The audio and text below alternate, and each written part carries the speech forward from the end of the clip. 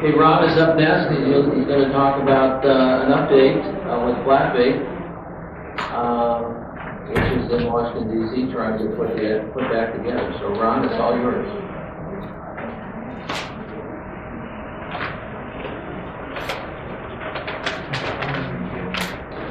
Yeah, for the last several months, I've been thinking about Flak-Bait. Really? Okay. And I created a database on Flak-Bait. I had some initial help from Roberta here, and Brian Gibbons, our historian. They gave me a bunch of data, and then I put it together. And so I have the complete listing of every mission that Flak-Bait flew. I also have a complete history of the 449th, which is the bomb squadron that Flak-Bait flew in, and I am now starting to finish with the 450th, 451st, and 452nd bomb squadrons that are part of the 322nd bomb group. This was the first presentation I gave to the Smithsonian. It was in an Excel format. So everything is hand entered, very tedious entry. It's a flat database. You can't do anything other than just print it out. And so there's no search, there's no capability of doing that. And again, it was last updated in July. Well, I got 7/11, but it's July 11, 2019. Sitting here, yeah. But in the interim, I met some friends online and developed relationships. I met a guy up in Canada, and he worked with the French underground, and they helped my father when he was shot down, and they hid him. The French helpers hid him for 5 weeks, and that guy knew this guy in France, and he's a retired national education system guy. He was a teacher. And then he developed a little program, and next thing you know, he's the #1 guy in France for facial recognition. He developed a whole program for that, for France. But he knows, he volunteered. He said, "Well, I'll take your access, your database in Excel, and I'll move it over to Access for you, and that way we can go ahead and generate reports and search data." And we have been working with that probably for 5 years. And that's a world leader in programming and knowledge. How much does it cost me of his time? 0. He's donated all of his time as a project of his. So, again, his hobbies, developed French helpers while he was working. He has a database of over 15,000 French, Belgium, and Netherlands helpers who help down pilots of any nation. So he tracks 15,000 individuals, again through a mutual friend. He developed a Flak-Bait database for me to use. And then after that, he went on to another project and worked on the Dora concentration camps. That's where they made the V1 and V2 rockets by Bernabon and Braun that were, bombed in England with. He did all of the construction sites and mappings of everybody. He knows where everybody was inside that facilities and the tunnels. So from Excel, the report comes out like this. And here's my father on September 5th. He's a bombardier navigator.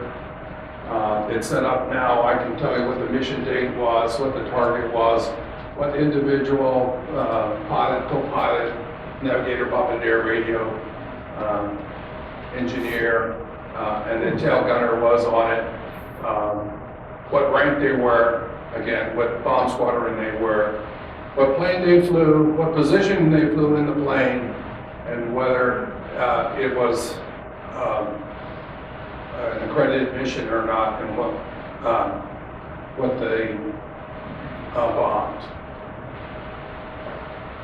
So that's where we were a couple of years ago, but he's extended a lot more since then.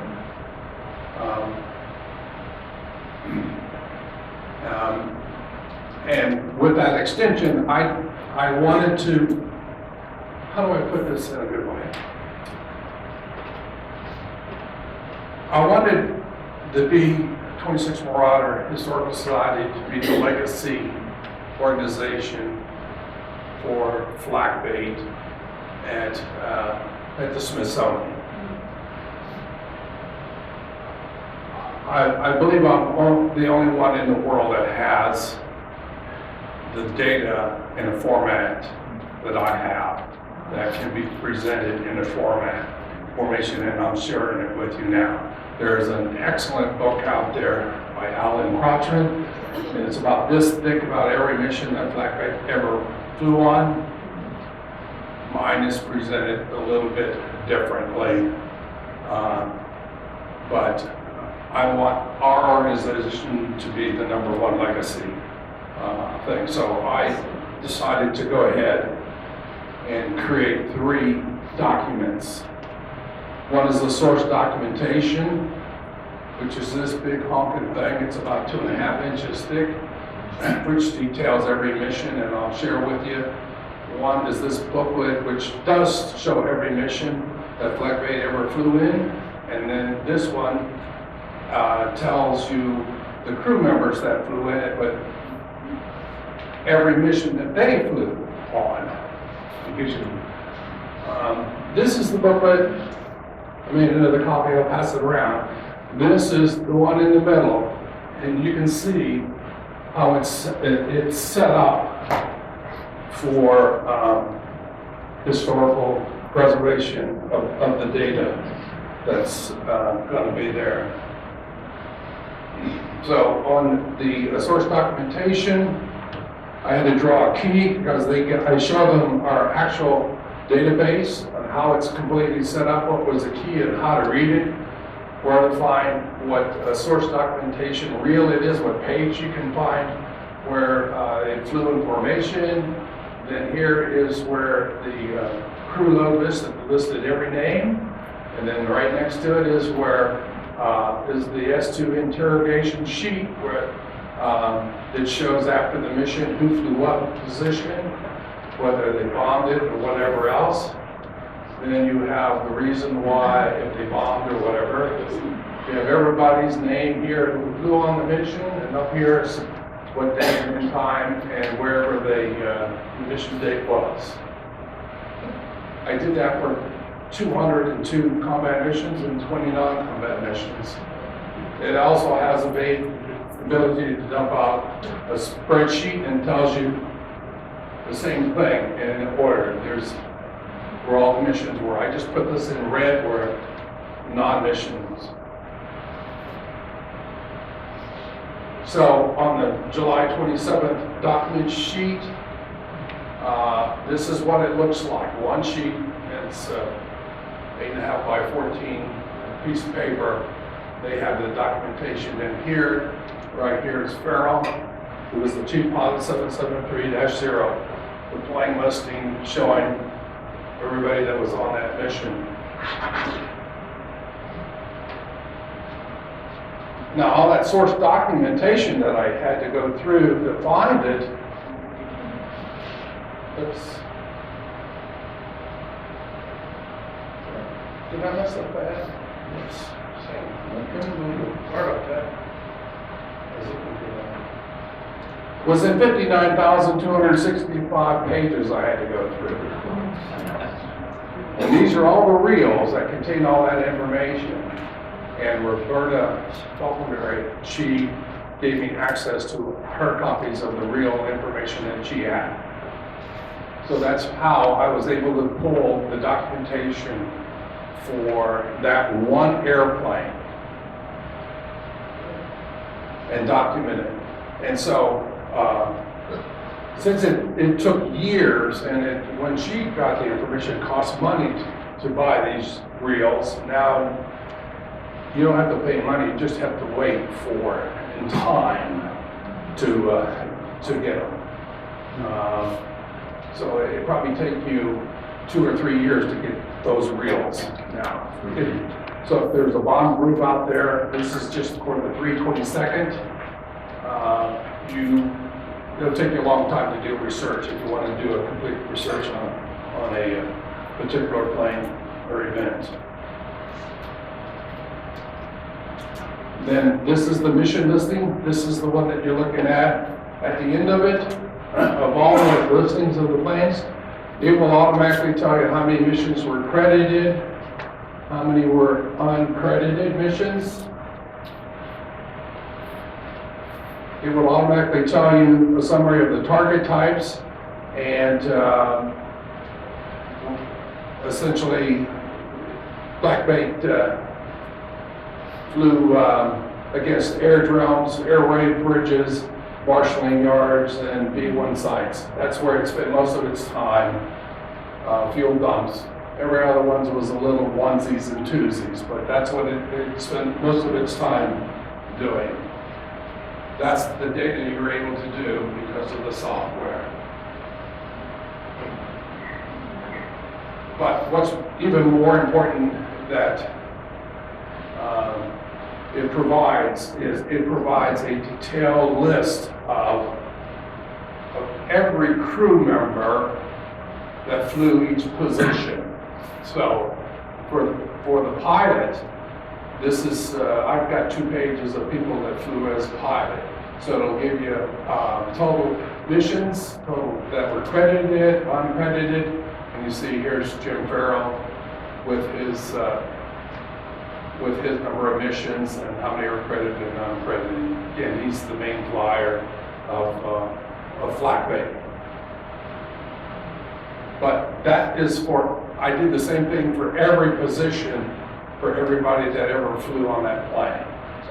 So they have that whole source document there.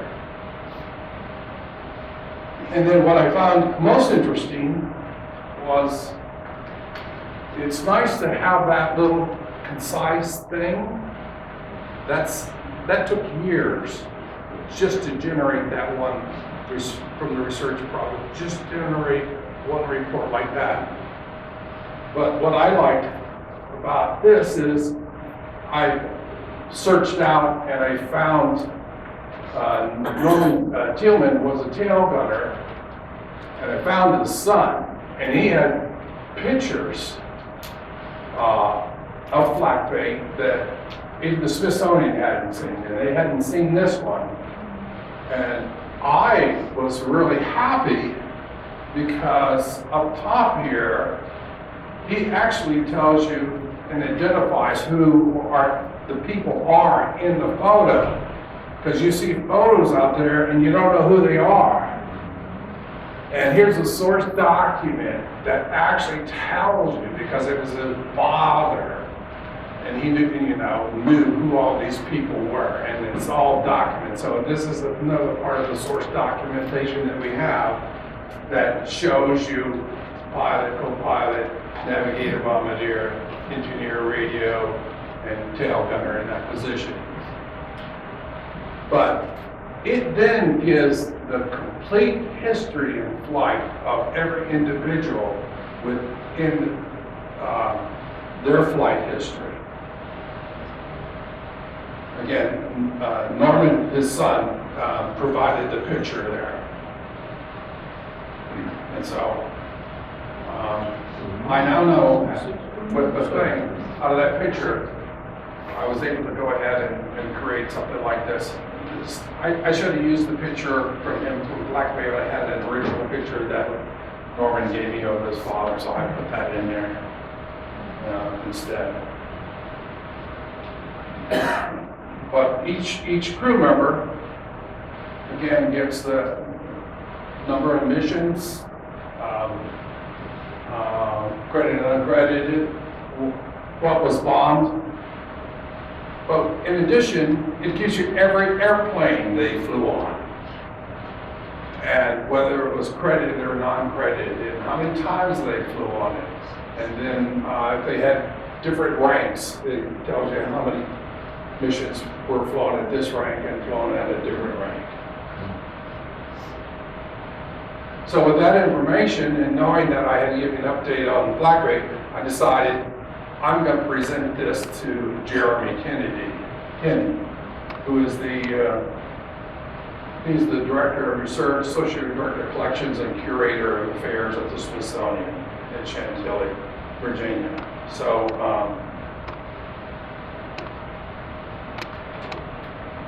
my buddy Steve Zeruzniak, we went up there and went in the museum, and since I knew Enola Gay was there, I decided, and since we're here, and that's Enola Gay was made here, I decided to take a picture of it, and it's hanging in there.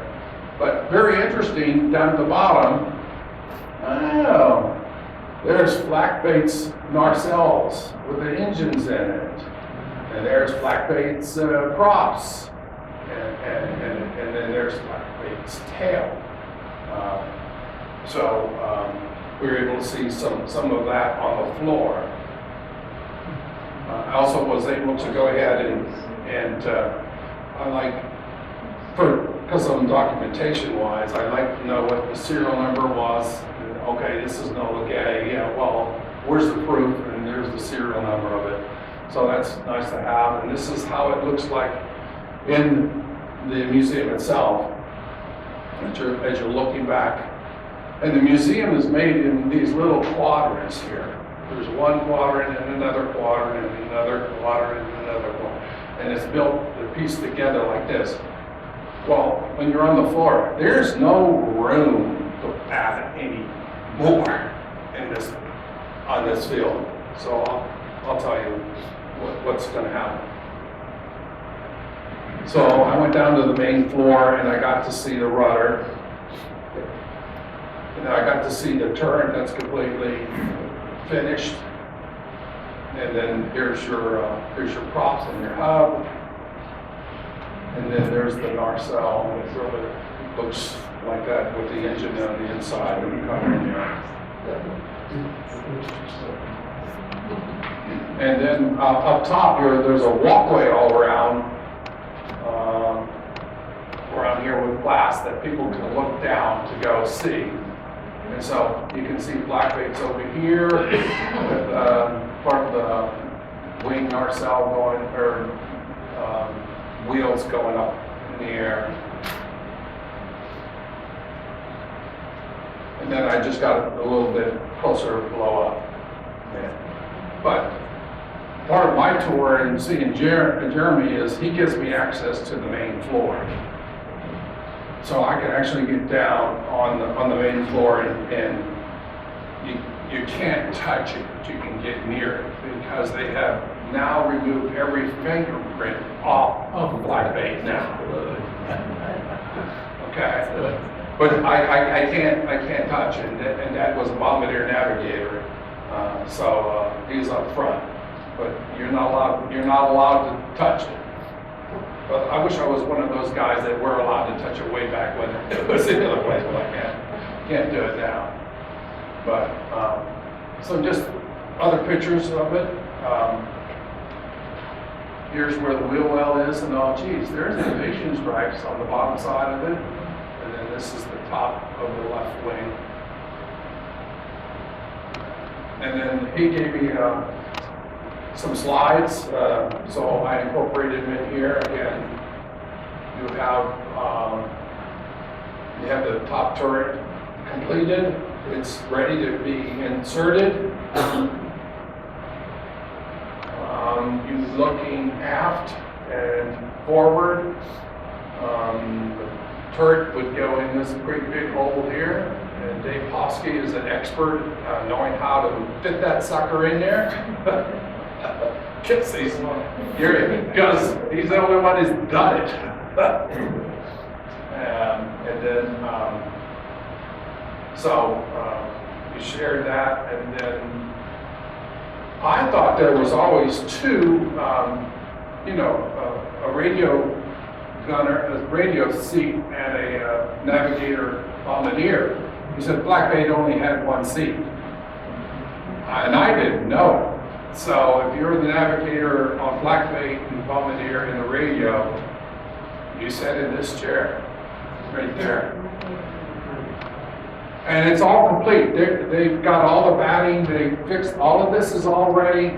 All of this, all they gotta do now is just put down the flooring here, and this is all done.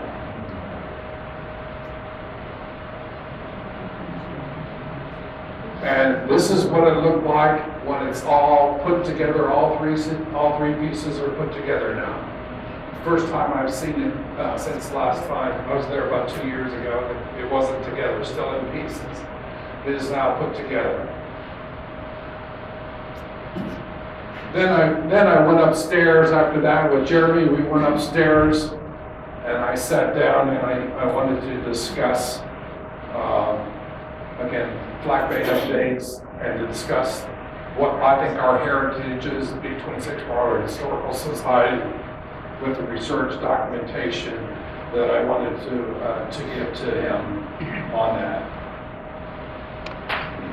Again, the source document had 222 pages. It has the reference reel, the page number, the flight mission target, date of flight, airplane formation, the diagram, crew load list, pictures, the interrogation report of the crew. So he has a complete history of that. And then the mission listings is, again, all the crew members, rank, name, position in plane, and bomb squadron from each. You will find out that there are more squadrons flew. I thought that only the 449th flew in Flak-Bait. Now, the 450th, the 451st, and the 452nd also flew in Flak-Bait.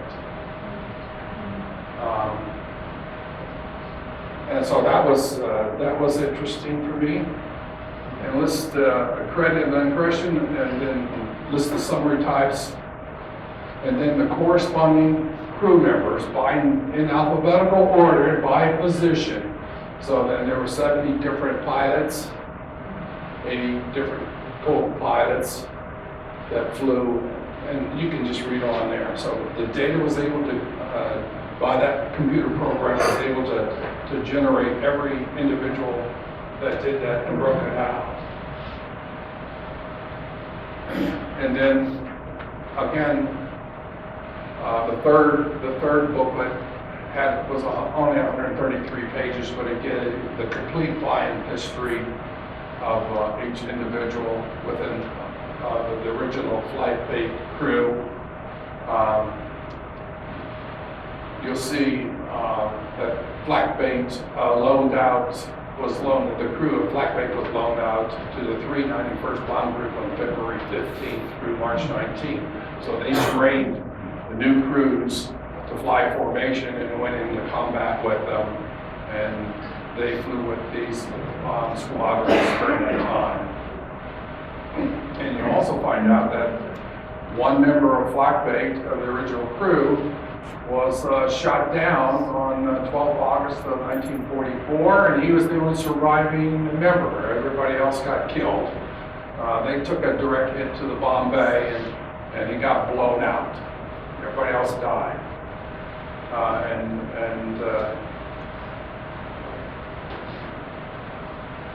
That's where I got from his son. His son was the information. He's the survivor I got the information from.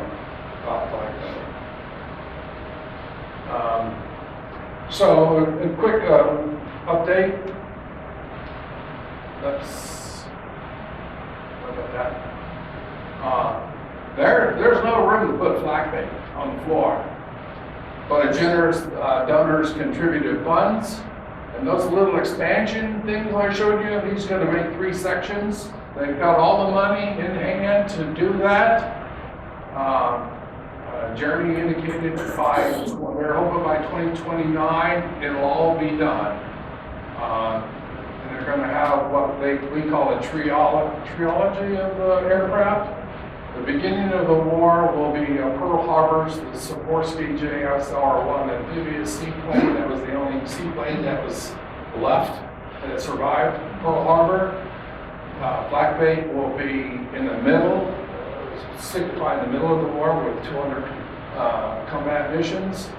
And then at the end of the war was the Enola Gay. And again, they'll be placed in the current position that they are now. He released, said there was a press release about the expansion. Came out like September of last year, and I missed it. But it allows for new acquisitions and artifacts from storage.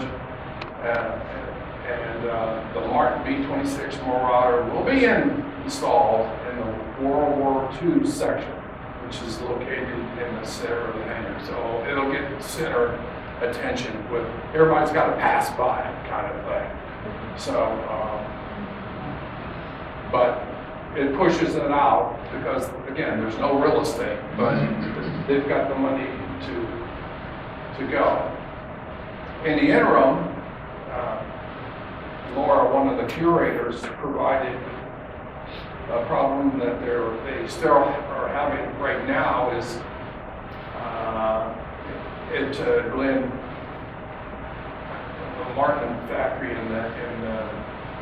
Baltimore. They did a restoration with paint, and it's peeling and bubbling, and so they're trying to preserve the loose where it's and re-adhere it back to so it stays on the plane. So that's what they're working on with the paint on the outside of the plane. And on the outside of the plane, it's still kind of like a white sheen or something like that. And they will get that off, and then they're going to spray an overcoat over it, and it's done. It'll be ready. And they said, we're going to put that sucker together. I'm not sure where, but it's not going to be on the main floor. And she didn't tell me where they're going to put it. If it's going to still be down on the floor where they were just doing all the work. But then it'll be moved up into the main floor, hoped by the 2029 is what they're looking at. That Sikorsky, I had a picture a couple of years back. I saw that thing out on the floor, so I thought I'd take a picture of it. But that's what it looks like now. It's in pieces, it's jagged. They're not going to do a preservation. They're just going to I'll tell you what they're going to do with it, but it's not going to take that long to get ready to shove it out on the floor. But essentially, they're going to restore it back to the 1941 version, which was silver fuselage, black hull bottom, yellow wings, willow green tail, and red cowling command stripes. While I was there, we had one of the original commemorative coins that we had minted years back, and it had Flak-Bait on it here. And I said, yeah, it has 206. I tried to tell them the 202, but you said, Smithsonian said it had 206, so that's what we had to put on it. He laughed. So I thought that was cool. He was really appreciative of that coin, receiving that coin.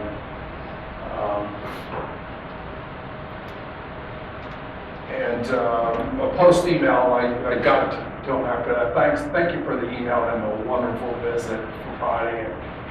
And, still humbled by the amount of time and effort you and MHS have spent on this, documenting the full story. It's a great gift for the nation. And what's going to happen is He said, you're coming at a good time because we're writing another book on Flak-Bait on our preservation on this plane, because when we present this plane in 2029, it will have a book accompanying telling all about Flak-Bait. And part of this whole thing I gave them will be in that. So our legacy will be carried on through their writing in there also. And so again, I say thank yous because without my buddy Jean-Michel Dozier, I wouldn't have to be able to do the documentation in the format if you're still passing the thing around and how that looks like. And then again, for Jeremy for taking Steve and me around, and then also being able to give us an update here. So that's it.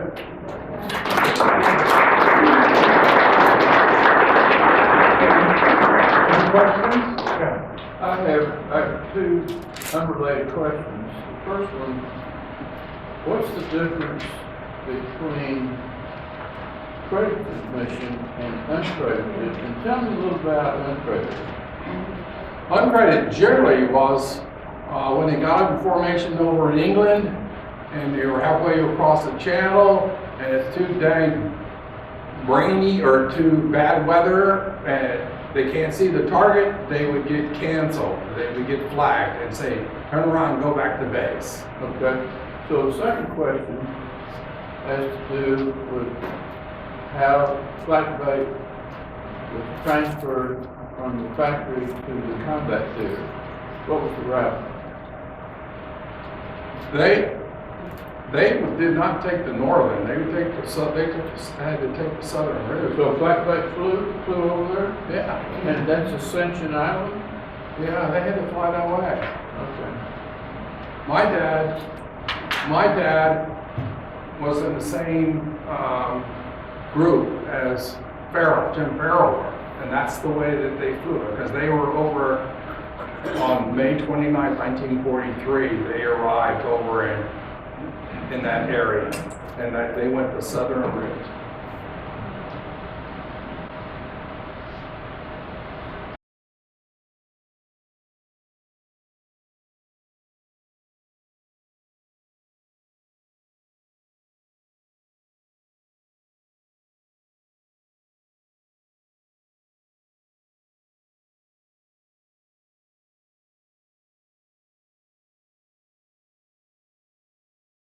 Oh,